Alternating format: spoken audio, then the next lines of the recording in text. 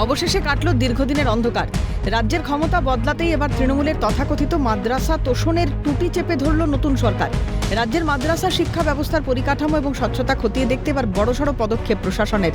সরকারি aided, unaided এবং খারিজি মাদ্রাসাগুলির সামগ্রিক পরিস্থিতি পর্যালোচনার জন্য একটি উচ্চ পর্যায়ের রিপোর্ট তলব করা হয়েছে।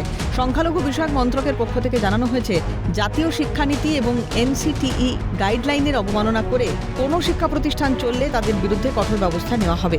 এবার নতুন সরকারের সংখ্যালঘু মন্ত্রক সাফ জানিয়ে দিয়েছে, এই তদন্ত বা রিপোর্ট তলবের ক্ষেত্রে মূলত তিনটি বিষয়ের উপর জোর দেওয়া হচ্ছে: পাঠ্যক্রমের বৈধতা, শিক্ষক নিয়োগের স্বচ্ছতা এবং প্রতিষ্ঠানের আর্থিক উৎস।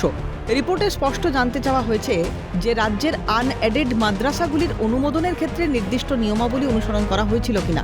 বিগত সরকারের আমলে এই ধরনের মাদ্রাসার সংখ্যা বৃদ্ধি পাওয়া এবং সেগুলির অনুমোদন প্রক্রিয়ায় কোনো আইনি শিথিলতা ছিল কিনা তা খতিয়ে দেখছে বর্তমান সরকার। একই সঙ্গে সরকারি সাহায্যপ্রাপ্ত মাদ্রাসাগুলিতে ম্যানেজিং কমিটির মাধ্যমে শিক্ষক ও কর্মী নিয়োগের ক্ষেত্রে ওঠা বিভিন্ন অনিয়ম ও দুর্নীতির অভিযোগ খতিয়ে দেখার নির্দেশ দেওয়া হয়েছে।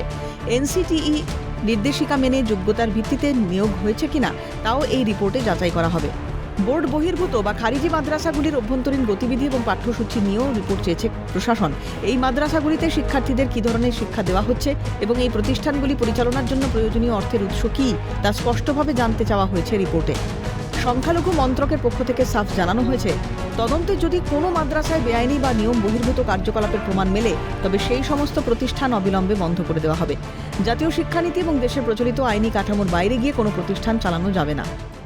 বিগত সরকার যেভাবে মুড়ি মুড়কির মতো, অর্থাৎ যেভাবে মাদ্রাসাগুলোকে পারমিশন দিয়েছিল, সেখানে প্রত্যেক পাড়ায় পাড়ায় এই ধরনের অবৈধ মাদ্রাসা গড়ে উঠেছিল। এখন নতুন সরকার এসছে, নতুন সরকারের চিন্তা ভাবনার সাথে যাতে করে জাতীয় শিক্ষানীতি অনুযায়ী সেই সব বিদ্যালয়ে ছাত্র ছাত্রীরা শিক্ষা পাক বা প্রকৃত যে সরকারের কাছে তথ্য থাকুক যে কত আপনার সরকার অনুমোদিত মাদ্রাসা চলছে, সেটা থাকাটাই বাঞ্ছনীয়। অবৈধ মাদ্রাসা বন্ধ করতে হবে এবং সরকারের কাছে যেন হিসেব থাকুক যে কতগুলো মাদ্রাসা চলছে। খারিজি মাদ্রাসা বলুন বা এখানে অবৈধ যে মাদ্রাসাগুলো চলছে, সেখানে যে তারা যে শিক্ষক নিয়োগ করেছে বা সেখানে কি হচ্ছে বা সেখানে কোথা থেকে সেই অর্থ তাদের দেওয়া হচ্ছে, সেটা অবশ্যই সরকার যখন হিসেবে তাদের জানার অধিকার আছে।